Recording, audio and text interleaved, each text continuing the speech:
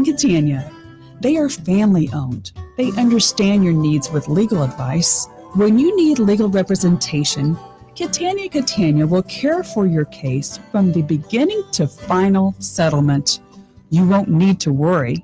Catania will represent you throughout the entire process. Auto and motorcycle accidents are too frequent in Florida. If you've been a victim, contact Catania. They don't get paid if you don't get paid. Referrals on request. Contact Catania, putting families first. Offices Tampa, non-attorney spokesperson. Politics these days are just that, politics. Pathetic discussions about things that don't matter, while the pandemic, crime, and economic disparity march on. That's why you need a balanced approach to news, business, and entertainment in the state of Florida. That publication is newstalkflorida.com. Whether it's the White House, the courthouse, or your neighbor's house, News Talk Florida has the sources, articles, video, and audio that will be a must daily check-in from your laptop or mobile device. Take a look at newstalkflorida.com. Today's news and entertainment with a Florida slant.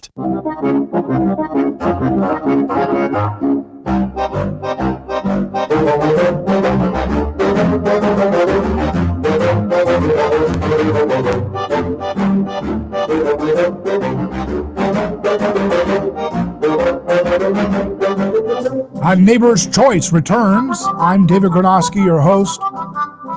We're live on FM and AM. If you're listening to our flagship affiliates on WHBO or WFLA, Orlando or Tampa Bay, glad to have you. Set the station to this station for your go-to information source every day as you commute or if you're in your house. And if you're listening to us on podcast or video stream, make sure you share, write a review, subscribe, all that good stuff. That's how we continue to build this movement together and build a conversation, and that includes all the good truth of life, not just politics and culture, but science, nutrition, and so forth. I wanted to look at this story here in Time.com. Now, Time Magazine is a very establishment organ. They're a PR organ for the state. They're a PR organ for giant backwards corporations.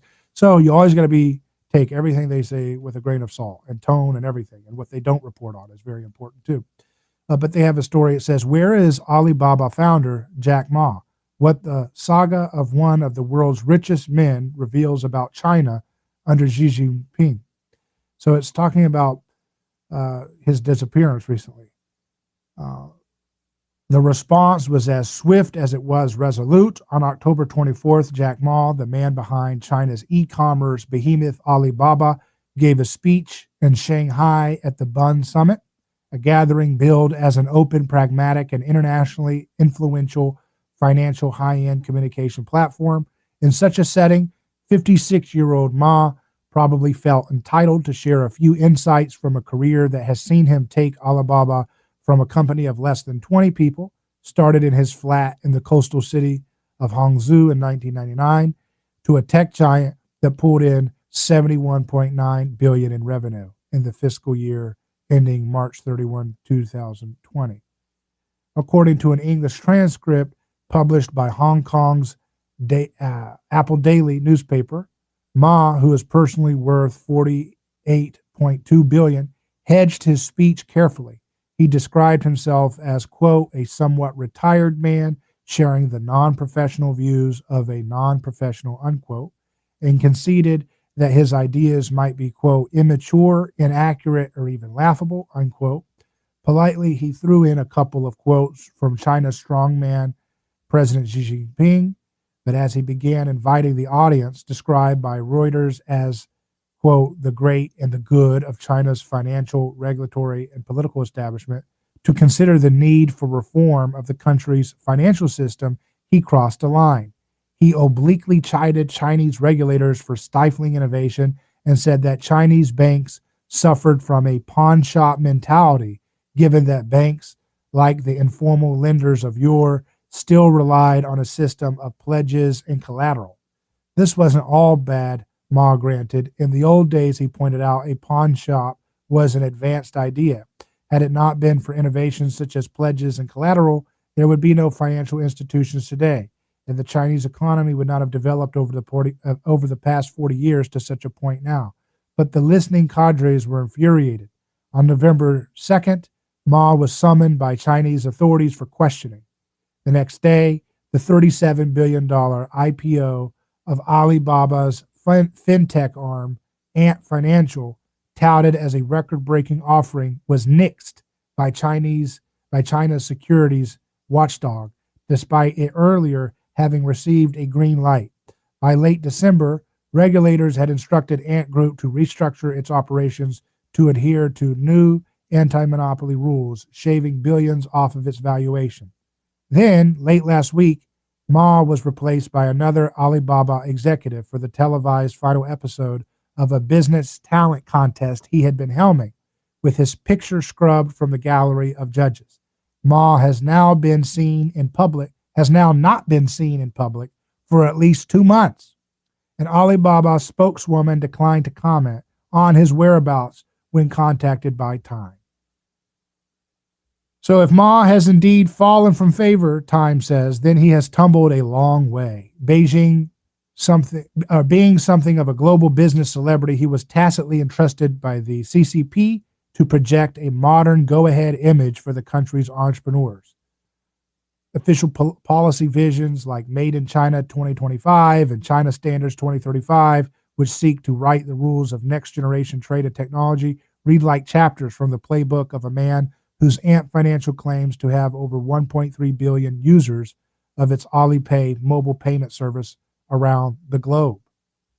Yet it's clear that the CCP under President Xi will not countenance any challenge to its authority, given a slow Chinese economy and mounting geopolitical headwinds. Beijing is nervous about systematic financial risks and rising debt. This is no time to be calling, as Ma did, for a loosening of the system. And just as seemingly unassailable titans of real estate, finance, and showbiz previously discovered, China's tech champion is learning that loyalty comes first in Xi's China. There is no so-called Ma era, read a recent headline in the CCP mouthpiece People's Daily, but only an era that has Ma in it. Ma used to be thought untouchable. So the point that I want to just highlight here is that, this happens in America too, probably, but not as, public and, you get people being told to sit down behind the scenes, but it's publicly, not to be questioned in a country like China, where they don't have the story of the gospel infecting their sense-making in a mainstream capacity to the degree that we have in America, so that they don't have any normative standard for allowing someone to challenge, the way people do regulations. Now, that, again, I'm not saying that in America is much better off, because obviously if you challenge anything about big pharma, social media will censor you if you have a big enough platform and enough influence. If you challenge anything about big war machine, they'll do the same. Our friends that we'll have on soon, bringourtroopshome.us, Sergeant Dan McKnight, he comes on our program, as you know, often. When he, tried to buy an ad on YouTube to promote a transpartisan, bipartisan critique of foreign policy and war, YouTube wouldn't let him. So they do the same thing as in a soft form here. But we are not used to that, which is why we're all bristling. So many of us are bristling at the idea of having censorship of speech. But in China, they don't have the Christian influence of the idea that one is not to be used as expendable for the collective. Therefore, they don't have this kind of a free speech expectation as a norm. But it's interesting to see, that so many in America on the left and the right want us to emulate China. Those who are the neoliberal media darlings want us to be more like China by using censorship of speech. And then you have people on the right who say, hey, let's be more like China. Let's have a heavy government intervention into how industries are to be told what to do, command and control economy. That will fix us. But as you can see, they're in a fragile state themselves. They're so fragile that they can't even handle a mild critique from someone who's been a team player for them all the time, who's been carrying water for the establishment all this time, apparently, when he makes a mild critique. And I'm not even saying whether his critique is correct or not. I'm simply saying they're so fragile in their governance structure over there that they cannot even handle that. They got to take him off the television show. I guess their version of Shark Tank. They have to take him off of the muzzle him, even though he's worth that much money, has no currency over there as it comes to censoring someone's voice. They don't see human persons as being able to have the sovereign voice that the West has come to take for granted because of the influence of the cross. The cross says that one was collectively persecuted. It means Jesus was the individual who was cast out by the community, and then God was on the side of the individual who was cast out by the community and sacrificed by the community for their own sense of security. Just like China is muzzling and sacrificing the voice of Ma so that they can feel safe and secure because they can't handle criticism. That's a fragile economy. That's a fragile political structure. Why are we wanting to imitate that? That's sad. That is not something to aspire to have that level of insecurity and that level of callousness towards the human experience, that you have to muzzle even mild criticism, even when it's from a guy who's an establishment player worth tens of billions as this guy is. So it just gives you a window into the frivolity of both left and right trying to get us in different ways to emulate China to somehow get our groove back. No, we need to go the opposite direction. We need to embrace more personhood principles, not less. We don't need collectivism. We need personhood. We need the protection of life, liberty, and the property that we secure with our life and our liberty.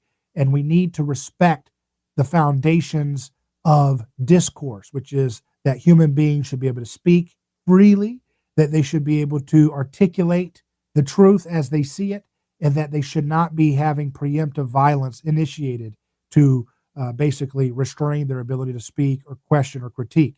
If you go to a world where we're going to be censoring people for mild criticism, like they're doing to Jack Ma apparently in China, you're going to go to a world that's going to go into a true dark age. A world, at least in the places where they embrace this. Perhaps there will be a renaissance in other countries if they have the courage to try freedom and respect for human persons. But if we're all going to slink into a world, and I think a lot of people are hoping America will rebound its desire for liberty, that it will stop fighting over which gender is the bad one and which race has to fight against this race. This is all distracting us from what we could be united against. Instead of being united against scapegoats, we could be united against common problems, diseases, illnesses. And what we see, in fact, is that the government is actually trying to use the script I just suggested. They're already trying to say, hey, we'll be in it together if we fight against COVID, but it always sacrifices some, and it's always based on falsehood and pseudoscience and fear and status seeking. And what we need to do is say, no, we don't need government to solve cancer. They can't do it. They will fail, as they have failed for decades now. What we need is the courage to challenge things that are not working in our fight against cancer. And the same thing goes for the virus. We don't need one government mandate for medicine. We need people to be able to explore science without political dollars attached, so that dollars go towards actual outcomes that are legit, that actually work. That means preventative medicine. That means holistic medicine, and that's not a bad word because the body is a whole system, and we have a bad foundation of medicine, which is on a mechanistic view of the body, which assumes if you've got a problem, it's only that part of the body. You're going to put chemicals in there to remediate the symptoms and to alleviate symptoms, rather than actually saying, okay, if you have a problem here, it might be affected to something holistically with the metabolic processes of your body. That's not even being really looked at in a serious, deep way, because so much of the political funding that government allocates for medical science goes towards things which can be patented, which goes towards things which can actually afford the political regulations that you have to overcome to have something called medicine in this country. So that's a step. All this stuff that's causing us problems is because we're going towards collectivism, like what China's under. we need to go the opposite direction towards personhood, towards freedom and nonviolence. That's where we'll have prosperity for all. That's where we'll be able to lift up the poor to great amounts of prosperity. That's where we'll be able to solve mental disorders. Like what we see, Dr. Chris Palmer from Harvard, our friend, comes on the program from time to time, and he's healing depression and schizophrenia and bipolar disorder using ketogenic therapy. You can't patent ketogenic therapy, so therefore that's not something that, if government wanted to be the nanny state that they act like, why don't they put billions of dollars into studying, ketogenic therapy for health disorders, mental health disorders? Why? Because that's not what they're there for. And if you believe that they're there to be your nanny, and you believe that they have good intentions and infinite knowledge, then again, you're deluded by a religious fantasy. It's bigoted. It's sad because it hurts people. Real people are suffering right now because we persist in believing that collectivism can solve our problems and that it's okay to use force to get our way. It's just not. It's wrong. We'll be back with Veterans Radio with Sergeant Dan McKnight. Stay with us.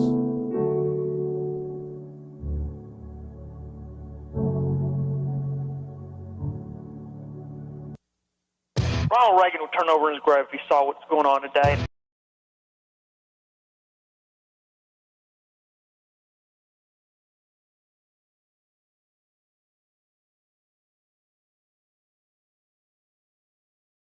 Crazy things are happening. Look at it. Good for the country. I know what I'm talking about.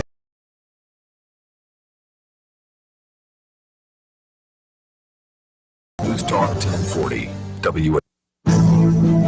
Last-minute campaigning in Georgia for tomorrow's runoff elections for 2 Senate seats that will decide which party controls that chamber.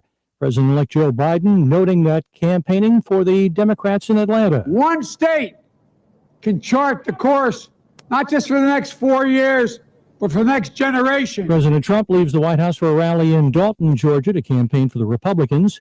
Amid the slower rollout of COVID vaccinations in the U.S., California Governor Gavin Newsom announcing an effort to get dentists, pharmacists, and the National Guard to administer shots in arms. And Newsom trying to boost confidence in the vaccines themselves. We have a safety committee that we put together in the middle part of October. We partnered with Washington State, Oregon, and Nevada. They've signed off on Pfizer. They've signed off on Moderna, not only for efficacy, but safety. A down day for Wall Street and the major indexes. Chuck Sievertson, ABC News.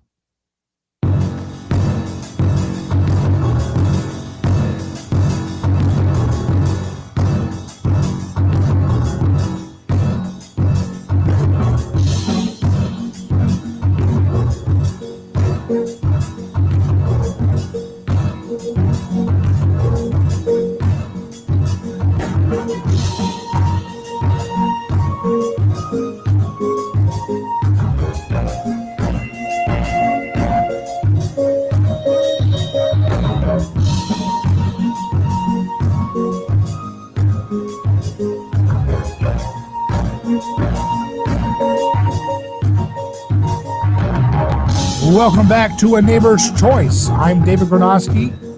So glad to be with you here across FM and AM and our podcast, where we challenge the sacred cows of our time by looking for the truth and looking to find solutions to our problems closer to home. That's something that we value on this program. We can't always look to DC to do really anything right most of the time, but we have to be able to look closer to home. And one of those things is being able to remember the role that our state governments have in decisions like the deployment of the National Guard. And so joining me now on our Veterans Radio segment is State Representative of the Florida Legislature, Melanie Bell. How you doing, Melanie? I'm doing great. Glad to be on here. Yeah, it's very good to have you as well. And one of the things we do on Veterans Radio with Sergeant Dan McKnight and I, bringourtroopshome.us, is that we like to look at this effort that he has been passionate about to what we call the Defend the Guard Act. And I understand that you've been very interested in that. And I wanted to kind of set the table and explain what this bill is all about and what we can do here in Florida for this. Okay. Have you already talked about what the bill is about? No, not yet. Or would you like for me to explain? Yeah, if you could explain the bill, that would be great. Okay. Yeah. Well, we've been fighting wars probably over, I believe, 30 years now, or longer than that. And Congress has never voted in that they would, send troops. It's always been up to the president to send our troops over, and it says in our Constitution that they must vote on it in order to send our troops. And where I'm coming in as a state representative is, with the uprising and everything we've had in the past year, with the Black Lives Matters uprising in the streets, and now the pandemic, we need our troops here on Florida soil. And with hurricanes, everything else that we have in Florida.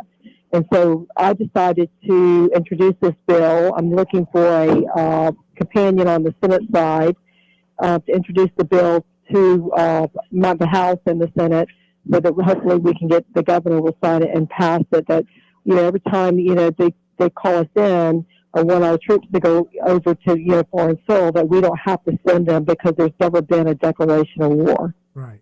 I think it's a great concept, and I believe we have Sergeant Dan McKnight with us. How you doing, Dan? Good, David. How are you? Great. And we have Melanie Bell with us from the Florida Legislature, and we're excited to talk about the Defend the Guard Act. What's your thoughts on this? That's great. I was just listening to what you said, Representative. That was fantastic. That's a great encapsulation of the importance of this bill.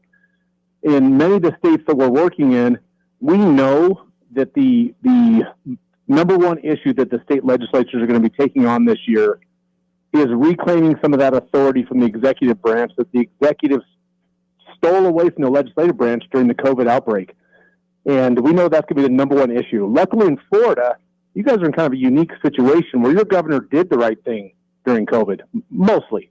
And so that may not be as big an issue in Florida as it is like in Idaho or Nebraska or California, or any other states that are pushing this bill. But I wanted to ask you, have you talked to the governor or the attorney general or the state adjutant general about the Defend the Guard legislation yet? If so, what feedback did they give you?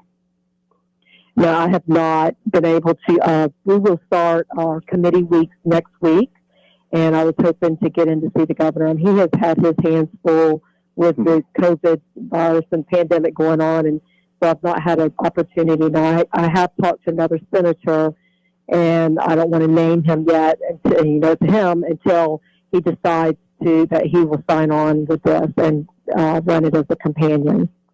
That's great. He's very familiar with the Veterans Association and what's going on with Defend Our Guard. That's great. And we know across the country, we're finding that 75% of veterans, active duty military, and National Guard members feel that the war in Afghanistan has gone on for too long and that it was a waste because it wasn't declared properly. They're upset that they have been serving in this war in the sandbox without a clear mission, without a definition of success, with a changing mission that changes with every time a new general comes in and takes charge. Our National Guard has a fourfold mission, really. In the Constitution, it says to put down an insurrection, to repel an invasion, to enforce the laws of the land, and then throughout history, we've added to be an auxiliary force for the active duty military. I think you're probably in the same mindset as me. We don't oppose the National Guard being used to defend America's interests, even in a foreign engagement, as long as it's done properly, as long as there's been a proper declaration of war. Is that you agree with that, correct? Absolutely. The Constitution is the foundation here, and so people talk about this bill is fairly radical, but my counter to that, and I think you'll agree, because we had a brief conversation about this in Florida a few months ago. The radical thought is using our teachers and our mechanics and our tradesmen and our business owners and our moms and dads in our communities to go fight and nation build in other countries. That's a radical idea. Fighting a war for 20 plus years, that's a radical idea. You following the Constitution shouldn't be the radical idea. Absolutely, I agree. And that's what's happening. And like you said, the people that have signed up for the National Guard, I don't believe they signed up to go over to other countries. They thought they would be here, on our soil. Mm-hmm. Right. Right. And I don't know any current National Guard deployments for Florida right now. I haven't really researched it, but just a quick cursory search on Google, we found that the National Guard from, bear with me just a second, South Carolina served in Syria guarding oil wells. We saw that the Louisiana National Guard was in Iraq when Hurricane Katrina happened, and instead of being at home where they should have been used. I believe it's the Wisconsin National Guard that is now serving in Djibouti, Africa, in a war zone. Did you know we're fighting a war in Djibouti? No, had no idea. It's insanity. It's insanity. David, you're very familiar with African affairs, right? We talk about Ethiopia quite a bit. There is going to be a war in Africa. We know there is, but that's not our National Guard's war to fight. Right. Yeah, we're in a situation where we're trying to police everybody else's affair, but we can't even agree on whether we should wear a mask when you cut grass in your backyard when no one's around. I mean, it's ridiculous. How do we have the audacity to tell everybody else how to run their country? You know? Absolutely. We've got to take care of our house. And that's why I'm so honored to have people like Representative Bell in Florida, Senator Dom in Oklahoma, Pat McGee and Delegate McGee up in West Virginia, Representative Adams in Idaho, just to name a handful of folks that are standing up, and they're saying all politics are local. The Constitution is given to the people, the power to the people, and they're going to reclaim that authority from the federal government to be really the only means we have when it comes to foreign affairs. And so, Representative Bell, I just want to thank you publicly on the radio for taking a stand. Oh, you're welcome. You're welcome. I'm glad to do it, and hopefully, we'll make some type of traction this year in the legislature. Like I said, there's a lot going on, but something that you did not mention is, when we withdraw or don't want to do it as a state, we're threatened by the national government by funding, and that's going to be a big ticket item right there. Is how do we manage the funding part if we don't send our troops? That's a great question, and that is an obstacle that we have fought in several states. Tyler Lindholm, he was the majority whip in Wyoming last year when he proposed this bill. He received word from Department of Defense and through Liz Cheney and her staff that they would take away 5 C-130 aircraft from the state of Wyoming if they passed Defend the Guard. And Representative Lindholm stood up. He's 6'7". He's a giant cowboy. He wears a big 10-gallon hat. He stood up tall. And he looked right at them, and he says, if the one life of a Wyoming National Guardsman is saved and it costs me 5 of your trinkets or your airplanes, take your airplanes. We don't want them. And we don't think that the funding issue is actually going to become an issue because there's this coalition of states now. It's not one state anymore. It's not 2 states. It's 25-plus states that are trying to pass this legislation right now. So eventually, the Department of Defense, the National Guard Bureau, they'll run out of places to take the money and run out of places of where they can put it. They're going to have to lean on Congress to do their job, and that's all we're asking. Congress, if you want us to put our boots on the ground, then put your name on the line and declare war. Yeah, putting that skin in the game is important. Representative Bell, is there any indication that those on the other side of the aisle, you're a Republican, are Democrats showing an interest in this kind of bill and in a general sense? I'm Republican, right. So I'm going to run it. Hopefully this will be a bipartisan bill. We're very fortunate right now that we do control the House and the Senate here in Florida. So, but I am going to try to make it bipartisan because it affects all my constituents. Just not Republican, Democrat, but like you said earlier, it affects our school teachers, our electricians, the people that serve in our neighborhood, people that work at Publix that are called up and they think they're just going to go on a 30-day mission and they're sent over for 6 months or longer. Sent to go guard oil or gas or something in Syria. It's bizarre. Where do you think, just in a general sense, while we have you, Melanie, what is the priority going to be for you when this, going into the session here for this year? A lot of crazy things have happened in this last year, but where do you see your priority in general, not just the Defend the Guard Act, but the whole focus of your mission in this term? Going in as a second-term legislator, our committee assignments have already come out, and actually serving as vice chair of our education K through 12 appropriations, and that's going to be a big thing for us here in Florida. Because as you know, I mean, our governor has said, we're going to go back to school as usual. You can do virtual if you want. You do have a choice, but let's get kids back into the classroom. Well, not all kids are going back to the classroom, so there's going to be a budget item that how are we going to balance this budget, because the school boards are wanting their funding, but yet their teachers are refusing to go back to work. Wow. And so, but they're still being paid. So we're going to have to deal with that going into the legislative, with $3.5 billion shortfall that we know of. We're still waiting to see what the national government will be sending to us for the COVID response, but that's going to be the biggie. And as you know, nationwide, the vaccines, how are we getting them out? What's the response time, the protocol? My office has been bombarded today because, the vaccines have come out, and I'm here in Polk County, which is the middle of the state.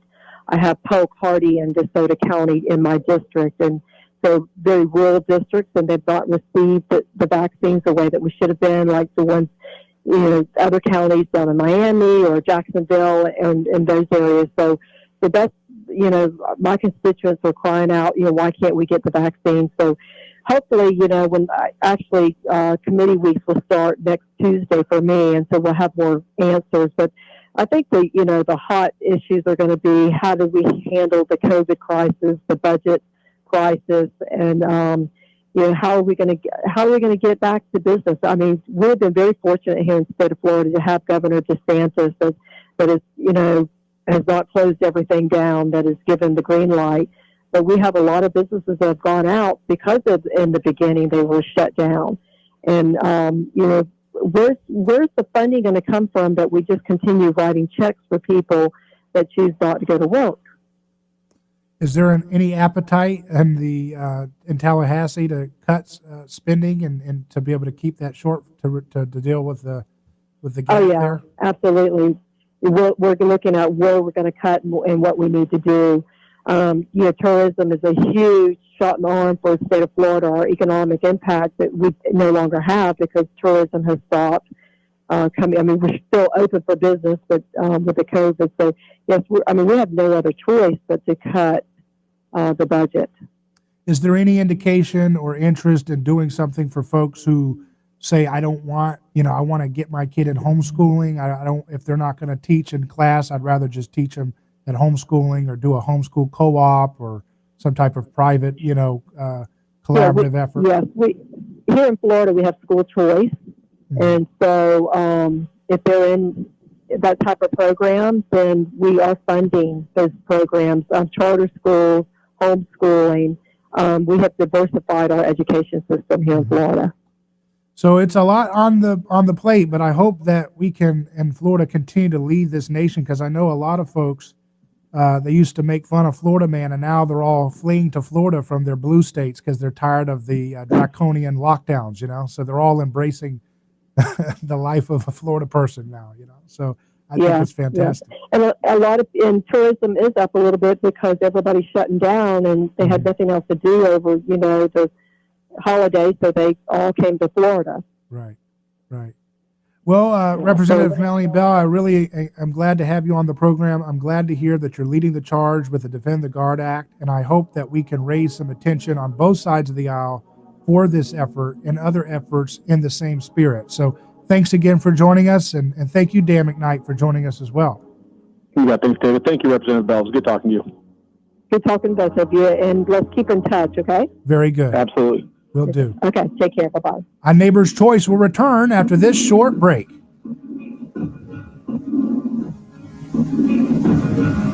Hello, this is David Gornoski with A Neighbor's Choice. I've got a mission for you. I'm a big believer in eating family farm-raised, high-quality grass-fed beef. That's why I'm a frequent customer of White Oak Pasture, a 6th-generation beautiful farm in southwest Georgia. Support sustainable, delicious meat of the highest quality. Ask for White Oak Pasture's beef at your local grocery here in Florida, or go to whiteoakpastures.com, and first-time customers get 20% off on purchases with our exclusive coupon code NEIGHBOR. Some law firms advertise that they are the largest. In law, largest is not always best. In fact, your case could get lost in the shuffle with one of those very large law firms. Catania are family owned. They are Tampa Bay's attorneys representing clients who have experienced auto and motorcycle accidents. Your case will need a local attorney to get a settlement in your favor. Catania serving Tampa Bay families for over 28 years. Referrals on request. Get the local law firm to represent you. They don't get paid if you don't get paid. Catania, putting families first. Car accident, motorcycle accident? Call the local attorneys today. Catania, offices Tampa. Not attorney spokesperson. Looking to enhance your workout at home social distancing? There's no better way to do that than with a post-workout supplement from Fortify. It's the new all-in-one pre- and post-workout supplement. It's completely all-natural. There are no artificial flavors or sweeteners. Fortify Fit is the first of its type in the U.S. Fortify Fit combines all 10 of the latest sports nutrition ingredients in one canister. Build muscle, strength, endurance with Fortify Fit. Plus, it'll kickstart your immune system quickly, safely. Right now, you receive 25% off by using the code RADIO. Use the code RADIO to receive the 25% off discount. Fortify Fit, created and designed by board-certified Dr. Michael Lang. You know him as the radio host of Ask the Doctor. Get Fortify Fit with 2 delicious flavors, strawberry watermelon and fruit punch. Amazing results when using pre- and post-workouts. Fortify Fit, available at fortified.com. That's FORTIFEYE.com. Remember the EYE in Fortify. Dr. Michael Lang's Fortify Fit with 2 delicious flavors, keeping America fit and healthy during this time of precautionary change. Here's one thing you can scratch off your to-do list without going anywhere, without any out-of-pocket cost to you, and even get up to $150 cash back. Get that crack in your windshield fixed by calling Auto Glass America. They'll come to you, and with comprehensive insurance coverage, there's no cost to you. Call Auto Glass America now and fix that pane in the glass with premium glass and a lifetime warranty. Call 813-96-GLASS, 813-96-GLASS. Auto Glass America.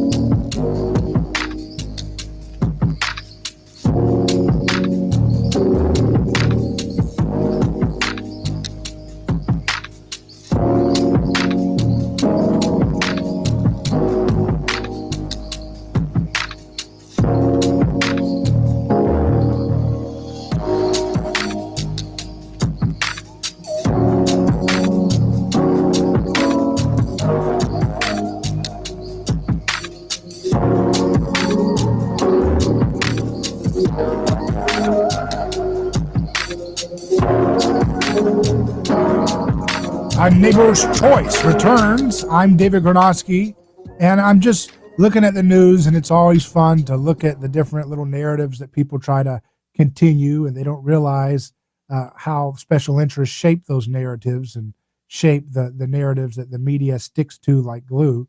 And that's, what our program's for. We're here to kind of deprogram people from the toxic, blind herd mentality that the news sinks into so much of our thought life. And it's something that we have to be able to have the courage to face, not with an agenda to pick one team over the other. You might if you want, if that's what you want to do, but that's not where the real fight is. The fight is bigger than that. And it's something that we have to keep our eyes focused on. We have a story here. Representative tests positive for COVID-19 after getting the vaccine. She is a Fort Worth Congresswoman, Kay Granger. She tested positive for COVID after arriving in D.C. after getting the vaccine. So it's strange, these little stories you hear, what to make of these narratives. She attended a not so socially distant swearing in, according to rollcall.com. They were told us to have no Christmas, but they packed that house to get Nancy Pelosi into her power, right? That's what they do. Rules for the peasants and then different set of rules for the French laundry eating elitists or wannabe elitists, which really don't have any class or dignity in the way they treat people. So here's a story that I thought exemplifies the state media role that so many outlets, L.com. I don't even know what L is, ELLE.com. But I guess it's a lifestyle magazine, I guess, targeting kids or something, or I don't know. It says Kamala Harris is our new vice president elect. The woman who will become vice president on the fight for justice and freedom she's been waging since birth. Now, we hear about the religious little myths that are written about the Kim Jong-un family in North Korea. They do great things. Even at birth, they could pick up a boulder and all this stuff, right?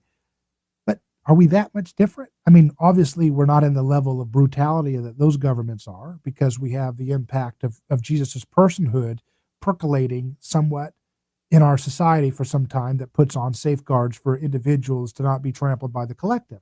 But we are in real danger of losing those safeguards and going in the opposite direction if we continue to persist in our delusion that the state is our God. But just listen to how these news outlets, the way they sycophantically write these histrionics about these little political saviors that they worship. On November 7th, news organizations announced that Joe Biden and Kamala Harris won the 2020 presidential election, because the news is where you get your reality. Senator Harris is officially the next vice president of the United States, cementing her place as the first woman, the first black woman, the first Indian American, the first South Asian, and the first Asian American person to hold the position. Below, an interview conducted with Vice President-elect Harris before the election. Senator Kamala Harris started her life's work young.